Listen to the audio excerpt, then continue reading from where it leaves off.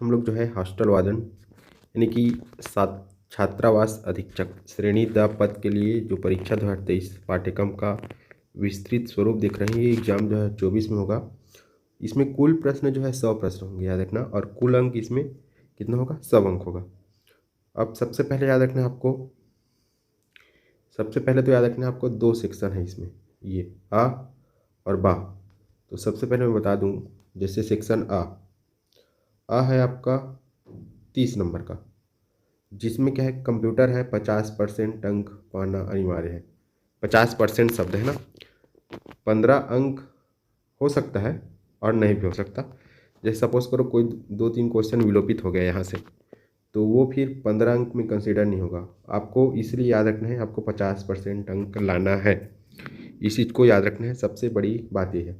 फिर आपका सेक्शन बा जो आपका क्या है, 70 अंक का, 70 और 30 हुआ आपका 100 अंक। और इसमें पास हुए तो आगे चेक होगा, और दोनों का मिला के आ प्लस बा मिला के आपका क्या है, जो मेरिट लिस्ट है वो तैयार होगा। तो आशा करता हूँ आपको समझ आ गया। 30 अंक और 50% और 50% का अर्थ 15 अंक है और नहीं भी हो सकता। चलिए आगे देखते हैं। तो जैसे कि हमने देखा है भाग में है आपका कंप्यूटर संबंधी सामान्य ज्ञान। मैंने वीडियो बनाया है, बहुत सारा प्लेलिस्ट बना हुआ है कंप्यूटर का, आप लोग जाके ज़रूर देखिए अपने ज़रूरत के हिसाब से, अगर पसंद आए तो। और टेलीग्राम चैनल में जुड़िए। टेलीग्राम चैनल में बहुत सारे PDF और जो है ऑब्जेक्टिव क्वेश्चन, उसमें 4 या 5 क्वेश्चन रोज़ जो है डाला जा रहा है। आप लोग उसको जुड़िए और उसको सॉल्व कीजिए। कंप्यूटर का भी, छत्तीसगढ़ का भी डल रहा है, तो कंप्यूटर का आप लोग सॉल्व कीजिए। पुराना भी देखिए, आप लोग डला हुआ है पहले, उसको थोड़ा पुराना डेट में जाके देखिएगा टेलीग्राम में। टेलीग्राम चैनल का नाम गजानन पटेल एजुकेशन है, जिसका लिंक मैं इस वीडियो के डिस्क्रिप्शन बॉक्स में दे दूंगा। अब हम लोग देखते हैं इसमें।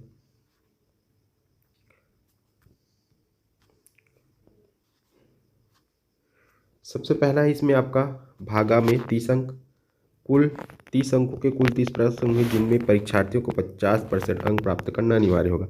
50% अंक बोला है ना, जैसे कि कंडीशन बताए हूँ।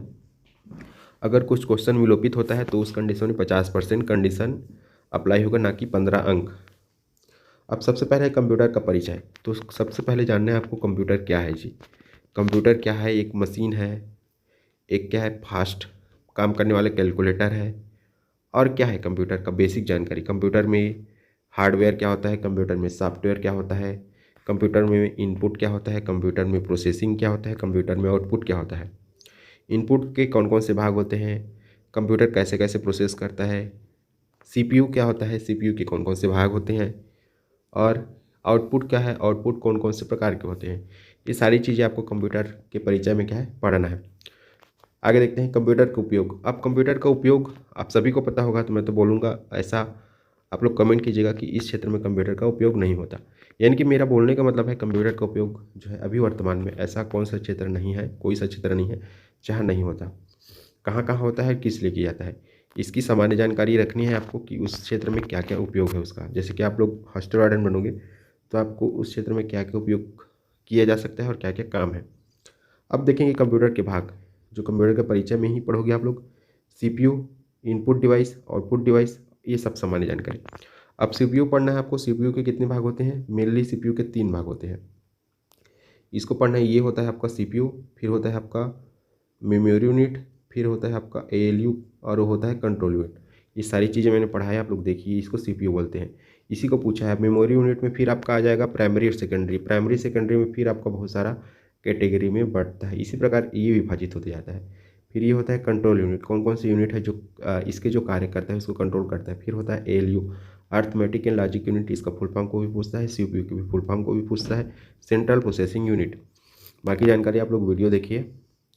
फिर उसी प्रकार इनपुट डिवाइस कौन कौन सा होता है, जैसे कि अभी मैं वीडियो बना रहा हूँ तो आपके जो है ये इसको टच पैड को यूज करके इसको इनपुट के रूप में कर रहा हूँ यूज़।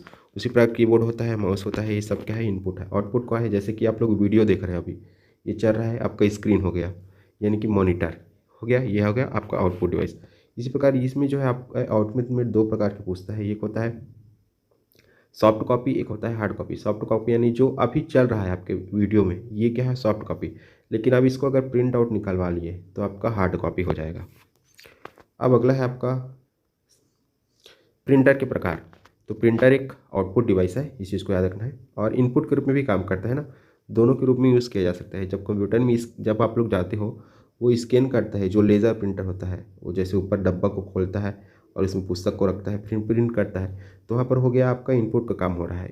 याद रखना प्रिंटर में भी छोटा सा क्या होता है, मेमोरी होता है, फिर मेमोरी में सेव होता है, फिर जो प्रिंट आउट मिलता है कागज़ के रूप में आपको, 1 रुपये 1.5 रुपये जो खरीदते हो ना एक पेज का, तो हो गया आपका आउटपुट, या उसी को हार्ड कॉपी भी बोलेंगे ना। फिर अगला है आपका हाँ, इंकजेट प्रिंटर होता है, लेज़र प्रिंटर होता है, अब अन्य प्रकार के जो प्रिंटर होते हैं उसको पढ़ना है। मेनली आपके सिलेबस में लिखा है इंकजेट प्रिंटर, लेज़र प्रिंटर, ये दोनों को तो एकदम अच्छे से क्या है आपको पढ़ना ही पढ़ना है, और बाकी को भी पढ़ना है ना, याद रखना है। जैसे कि होता है डॉट मैट्रिक्स प्रिंटर होता है, याद रखना है, और ड्रम प्रिंटर, चैन प्रिंटर, ये 2 कैटेगरी में बंटता है। क्या होता है आपका,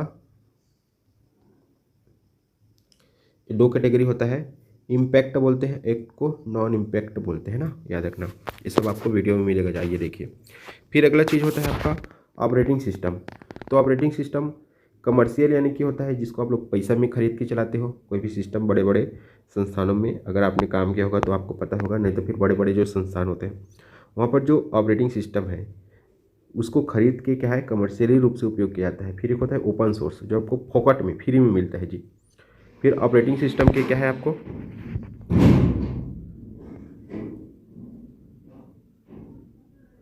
फिर अगला है आपका ऑपरेटिंग सिस्टम के नाम आपको पढ़ना है कि कौन कौन से ऑपरेटिंग सिस्टम होता है। कई बार क्वेश्चन इसी में बनता है, निम्नलिखित में से कौन सा कमर्शियल ऑपरेटिंग सिस्टम है, या निम्नलिखित में से कौन सा ओपन सोर्स ऑपरेटिंग सिस्टम है। या फिर अगला क्वेश्चन बनता है निम्नलिखित में से कौन सा ऑपरेटिंग सिस्टम है या नहीं है, इसको पूछता है। या निम्नलिखित में से कौन सा ऑपरेटिंग सिस्टम का प्रकार है, इसको छांटना है, नहीं है उसको छांटना है। कई बार कूट में भी दे देता है ना, आजकल कूट वाला क्वेश्चन भी देने लगा है। तो ऑपरेटिंग सिस्टम याद रखना, जो जहाँ पर ओएस लिखा रहेगा ऑपरेटिंग सिस्टम, ये जैसे कि मैक ओएस रहता है, ठीक उसी प्रकार बहुत सारे रहते हैं, उसको आपको ध्यान देना है इस चीज़ को। फिर अगला देखते हैं वर्ड प्रोसेसर। फिर स्प्रेडशीट एवं प्रेजेंटेशन के उपयोग, कार्यालय के उपयोग के लाभ क्या है, लायक जानकारी लिखनी इसमें। वर्ड प्रोसेसर और स्प्रेडशीट और प्रेजेंटेशन के, मतलब कि आप काम करोगे कैलकुलेट में तो जो आप लोग देखे होगे प्रेजेंटेशन जिसको बोलते हैं पीपीटी, पावर पॉइंट में बना के, कोई भी मूवी देखे होगे उसमें समझाते रहते हैं सर हमारी कंपनी का ग्रोथ ऐसा होगा, इस साल ऐसा होगा, टर्नओवर ऐसा होगा, फिर वहाँ पर बार चार्ट बनाते हैं, इस साल इतना हुआ, इस साल इतना हुआ, इस साल इतना हुआ। ये जो प्रेजेंटेशन आपको वहाँ पर दिखाना रहता है, ये चीज़ को आपको सीखना रहेगा। और इसको कैसे बनाया जाता है, कौन कौन सा लेआउट होता है, क्या होता है, ये सब बेसिक जानकारी आपको पढ़ना है ना, क्योंकि आपके उपयोग के लिए। फिर सेम उसी प्रकार होता है आपका स्प्रेडशीट। फिर अगला देखते हैं इंटरनेट के उपयोग। तो इंटरनेट से आप सभी भली भांति परिचित होंगे, इंटरनेट का युग है, वर्तमान का युग जो है आजकल आर्टिफिशियल का भी ज़माना आ गया है। तो इसमें 2 चीज़ें मैं बताऊंगा, बाद में भूल जाऊंगा, तो याद रखना आपको एआई आर्टिफिशियल इंटेलिजेंस के बारे में अच्छे से पढ़ना है। आर्टिफिशियल इंटेलिजेंस में कौन कौन सी भाषा का प्रयोग होता है, आर्टिफिशियल इंटेलिजेंस के जनक कौन है, आर्टिफिशियल इंटेलिजेंस उपयोग कब से हुआ है, और इसका उपयोग जो है कौन कौन से क्षेत्र या कहाँ कहाँ होता है। ये जो है 4-5 जो ऑब्जेक्टिव क्वेश्चन है, आपको पढ़ना ही पढ़ना है, ये क्वेश्चन आएगा ही आएगा। फिर अगला भी जो चल रहा था वर्तमान में, डीप फेक, ये आर्टिफिशियल इंटेलिजेंस का ही देन है। डीप फेक या किसी के चेहरे को किसी पे लगा के बनाया जाता था।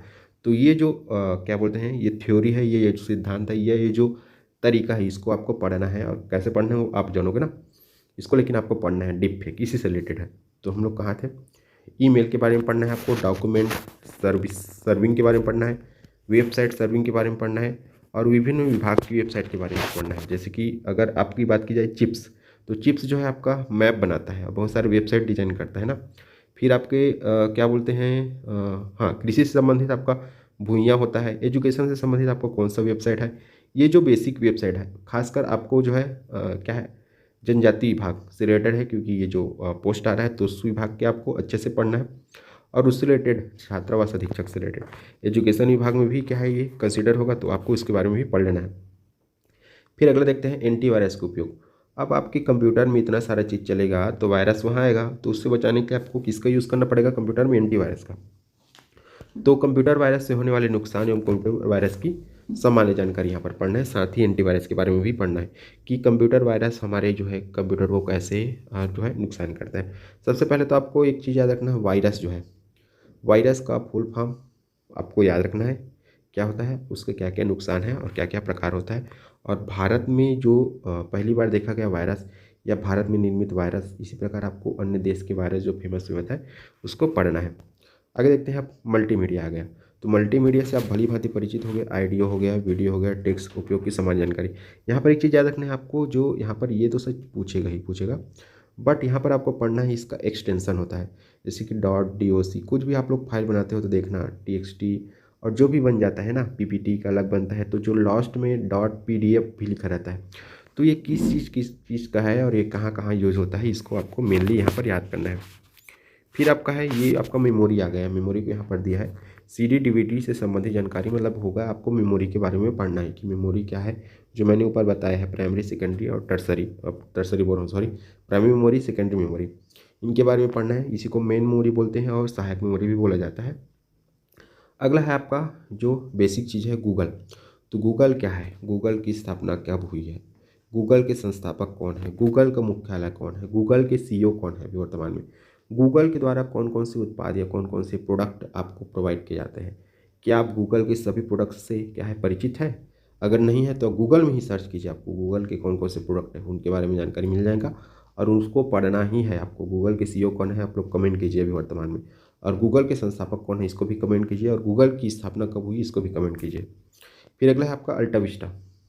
ठीक, यूट्यूब, जो आप वीडियो देख रहे हो आप लोग, यूट्यूब की सामान्य जानकारी, यूट्यूब कब बना, यूट्यूब के संस्थापक कौन है, यूट्यूब में पहली बार वीडियो कब जो है अपलोड किया गया, यूट्यूब को क्या कहा जाता है, सर्च इंजन कहा जाता है कि और क्या कहा जाता है, वीडियो शेयरिंग वेबसाइट कहा जाता है, क्या कहा जाता है, इसको सर्च कीजिए आप लोग। वैसे मैं एक पेज का मेरे को याद है, एक नोट्स बना के डाला हूँ टेलीग्राम चैनल में, और वो कब डाला हूँ नहीं पता, लेकिन आप लोग उसको सर्च करना, उसमें लिखा होगा यूट्यूब, वहाँ पर आपको एक पेज को पढ़ लेंगे तो यूट्यूब के बारे में और कुछ भी पढ़ने की आवश्यकता नहीं होगी। तो आप लोग उसको पढ़ना, और मेरे को मिलेगा तो मैं इसको नीचे टैग कर दूंगा ना। फिर आगे अपना है सर्व इंजन से वांछित जानकारी कैसे प्राप्त की जाए, फिर इसकी सामान्य जानकारी, ये सर्च इंजन है, सर्व नहीं है। ये हो गया, हमने देखा कंप्यूटर के बारे में, आशा है आपको समझ आया होगा। फिर देखते हैं हिंदी व्याकरण, इसमें केवल 5 नंबर का है। इसमें स्वर व्यंजन वर्तनी पढ़ना है, स्वर क्या है, व्यंजन क्या है, वर्तनी क्या है, लिंग के बारे में पढ़ना है, वचन के बारे में पढ़ना है, काल के बारे में पढ़ना है, संज्ञा पढ़ना है, सर्वनाम पढ़ना है, विशेषण पढ़ना है, क्रिया का व्यवहारिक प्रयोग पढ़ना है, समास पढ़ना है, समास एवं प्रकार पढ़ना है। मेन आपके समास रचना में प्रकार दिया है, तो समास के प्रकार को आप लोग अच्छे से पढ़ लेना।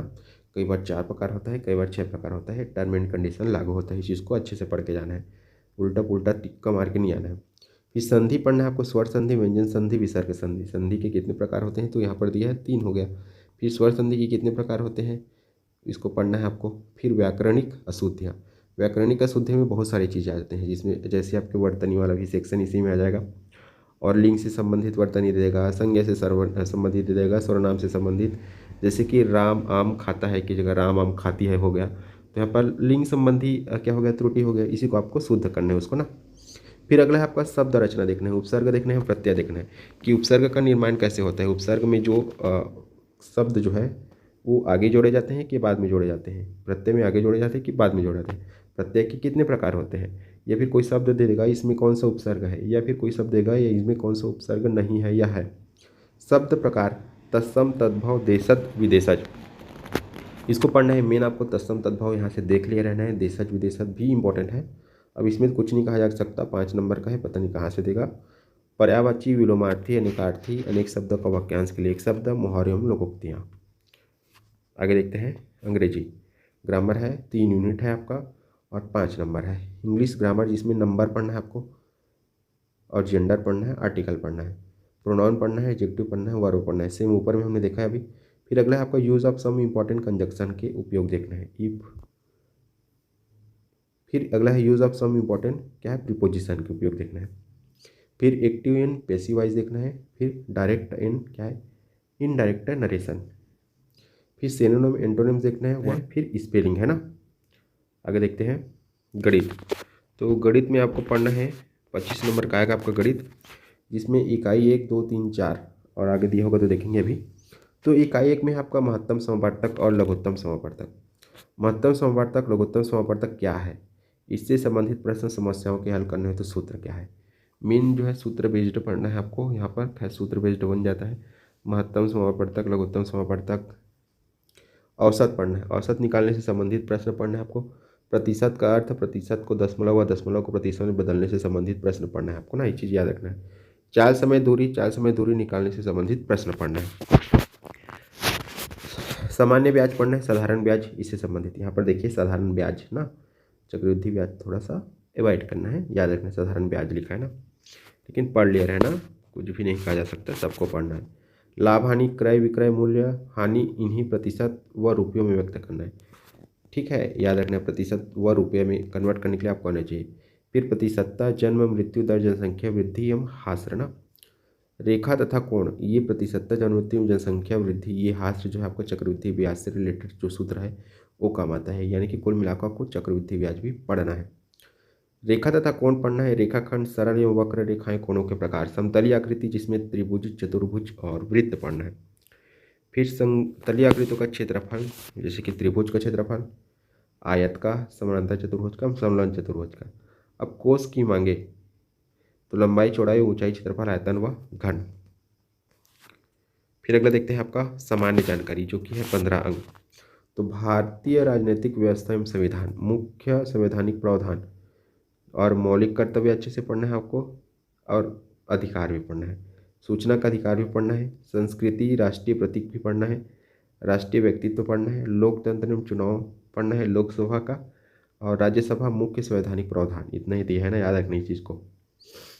भारतीय इतिहास एवं राष्ट्रीय आंदोलन में आपको भारतीय सभ्यता एवं संस्कृति पढ़ना है, भारत की सभ्यता और संस्कृति, ऐतिहासिक घटनाएं, भारतीय स्वतंत्रता का इतिहास 1857 से 1947 तक और 1947 के बाद के घटनाक्रम को भी पढ़ना है। ये 2 अंक है, इसमें नंबर निर्धारित है। इसमें एक चीज़ बेनिफिट ये है, अगर किसी को लग रहा है कि ये सेक्शन मेरा वीक है तो बिल्कुल आप लोग देख सकते हो यहाँ से किसको स्किप करना है। भूगोल में आपको पढ़ना है भारत का भौगोलिक स्वरूप, प्राकृतिक संसाधन, खनिज, प्रमुख उद्योग, छत्तीसगढ़ का भौगोलिक पर्यावरण, याद रखना है इसमें ना, छत्तीसगढ़ का भौगोलिक पर्यावरण भी पढ़ना है। ये है 2 अंक, सपोज कीजिए 1 अंक इधर से आता है तो 1 अंक आपके छत्तीसगढ़ से रहेगा। फिर अगला है आपका भारतीय अर्थव्यवस्था, सामाजिक एवं आर्थिक विकास, जनसंख्या परिप्रेक्ष्य, सकल राष्ट्रीय उत्पादन और प्रति व्यक्ति आय, पंचवर्ष योजनाएं, कृषि व ग्रामीण विकास, औद्योगिक विकास, भारतीय अर्थव्यवस्था, बैंक प्रणाली, वर्तमान आर्थिक घटनाक्रम, यानी करेंट अफेयर ना। फिर सामान्य विज्ञान में पढ़ना है आपको विज्ञान के मूलभूत सिद्धांत, जीवन की गुणवत्ता के लिए विज्ञान, जीवन की गुणवत्ता के लिए ना, इस पर्पज से पढ़ना है आपको। फिर खेल और शिक्षा, योगा मूल शिक्षा, तो इसके अंतर्गत शिक्षा पढ़ना है आपको, नवाचार पढ़ना है, शैक्षणिक योजनाएं पढ़ना है, शैक्षणिक अधिनियम पढ़ना है, शिक्षा अधिकार अधिनियम 2009 आरटीई की बात कर रहा है ना, छात्रावास प्रबंधन आदि शामिल होंगे इसमें। छात्रावास से संबंधित जो प्रबंधन से संबंधित जो क्या बोलते हैं नियम कानून होगा, अगर कोई पहचान में होगा छात्रावास अध्यक्ष तो आप लोग जरूर संपर्क कीजिए, अगर उसका कुछ पीडीएफ मिलेगा तो मैं टेलीग्राम चैनल में डाल दूंगा। फिर आपको पढ़ना है समसमय की घटना, खेल कूद व देश विदेश है ना, देव विदेश हो गया है, देश विदेश है। इस प्रश्न में 5 अंक 5, तो इसमें राष्ट्रीय अंतर्राष्ट्रीय घटनाएं और खेल साहित्य है, इसमें छत्तीसगढ़ का नहीं दिया है ना, करंट अफेयर्स चीज़ को याद रखना है। फिर अगला है आपका छत्तीसगढ़ की सामान्य जानकारी, छत्तीसगढ़ के क्या है इतिहास की सामान्य जानकारी पढ़ना है, और संक्षिप्त राजनीतिक घटनाक्रम, महत्वपूर्ण व्यक्तित्व, इतना ही बस मेंशन है ना, इस चीज़ को याद रखना है। फिर अगला है आपका 10 नंबर बाल मनोविज्ञान, जिसको बोलते हैं सीडीपी ना, चाइल्ड डेवलपमेंट। फिर शिक्षा एवं मनोविज्ञान, बुद्धि एवं व्यक्तित्व की अवधारणा, समावेशी शिक्षा, सृजनात्मक एवं व्यक्तिगत भिन्नता, निर्देशन एवं परामर्श।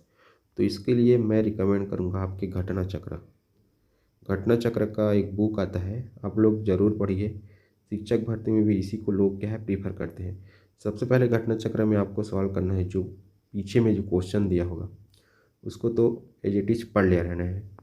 फलाना test, CG TET, UP TET, ये सब टेट का दिया रहता है, क्योंकि बाल विकास यानी कि आपका सीडीपी यानी ये शिक्षक भर्ती से रिलेटेड है पूरा पूरा ना, इसमें कोई और अलग से नहीं है। तो आपको घटना चक्र खरीदना है और घटना चक्र ही क्या है आपको प्रीफर करना है। पहले सॉल्व करना है प्रीवियस ईयर जो पीछे दिया है क्वेश्चन, और ये सिलेबस के हिसाब से पढ़ना है, सबको नहीं पढ़ देना है ना, याद रखना है। और इसी में बाल मनोविज्ञान में आपको मिलेगा ये टॉपिक मिलेगा, क्या बोलते हैं जो शैक्षणिक अधिनियम है, ये शैक्षणिक अधिनियम जो है उसी टॉपिक से आपको पढ़ लेना है, किससे आपके घटना चक्र से, बाल मनोविज्ञान वाला में। फिर आपका कुछ योजना है ये छत्तीसगढ़ के बुक में मिल रहा है, शैक्षणिक योजना है ना, छत्तीसगढ़ से संबंधित महतारी दुलार योजना और जितने भी योजना है, उसी प्रकार आपको भारत से संबंधित नवाचार पढ़ना है और ये न्यू एजुकेशन पॉलिसी भी पढ़ना है। कहने का मतलब यही है, इसके अंतर्गत शिक्षा नवाचार, तो न्यू एजुकेशन पॉलिसी आपको ये जो घटना चक्र का बुक खरीदेंगे इसमें मिल जाएगा, तो इसको भी पढ़ना है। मतलब ये वाला सेक्शन और ये वाला सेक्शन आपका दोनों इसमें क्या है, घटना चक्र वाले बुक से कवर होगा। फिर छात्रावास प्रबंधन आदि शामिल होंगे, इसके लिए आप लोग जो छात्रावास अधीक्षक है वर्तमान में उनसे जानकारी प्राप्त करना है। अगर मेरे को मिलेगा तो मैं टेलीग्राम चैनल में डाल दूंगा। आशा करता हूँ ये जो सिलेबस है आपको समझ आया होगा, और टेलीग्राम चैनल में बहुत सारा प्लेलिस्ट बना है, आप लोग जाके देखिए जो आपको अच्छा लगे। थैंक यू आप सभी का। वीडियो को लाइक कीजिए, चैनल को सब्सक्राइब कीजिए और ज़्यादा से ज़्यादा अपने दोस्तों में शेयर कीजिए।